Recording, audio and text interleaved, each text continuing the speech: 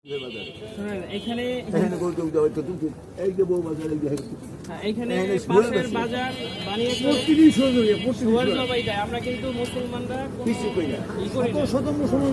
প্রতিবাদ আমরা করি না, শহরের বস্তু তারা বিক্রি করে।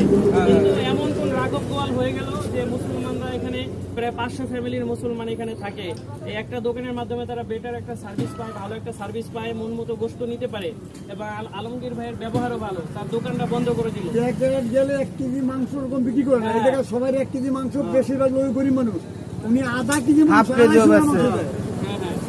যার যেরকম সামর্থ্য আছে এই রাঘব গোয়াল কেজি বলতে হবে আমাকে গরিব মানুষ আমরা হেঁটে যাবো যাওয়া আসা ইনশাআল্লাহ আমরা পদক্ষেপ নেন, আমরাও আছি ইনশাআল্লাহ। যদি এই শুক্রবারে পরস্পর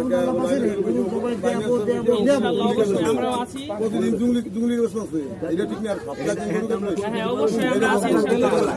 কোনো প্যারা নিয়ে আমরা রিল্যাক্স, এইটাই প্রত্যেক বছরে এই বছরই বাধা শুধু আমাদেরকে জানাবেন ইনশাআল্লাহ, আমরা আপনাদের সাথে আছি ইনশাআল্লাহ।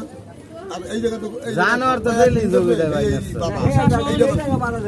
প্রশাসন যদি এই জিনিসটা ভালো মতো তদন্ত না করে, অনুমতি না দেয়, আমরা আমাদের মর্যাদা, আমাদের ঐতিহ্য, আমাদের গর্ব, এই মুসলমানদের একটা ঐতিহ্য, এটা আমরা ইনশাল্লাহ আমাদের ঐতিহ্য আমরা রক্ষা করব ইনশাল্লাহ। আমরা প্রশাসনের কাছে এখনো দাবি জানাই, তারা যেন এই বিষয়টার সুষ্ঠু একটা সমাধান দেয়, তাহলে আর কোনো সমস্যা নাই আমাদের ইনশাআল্লাহ।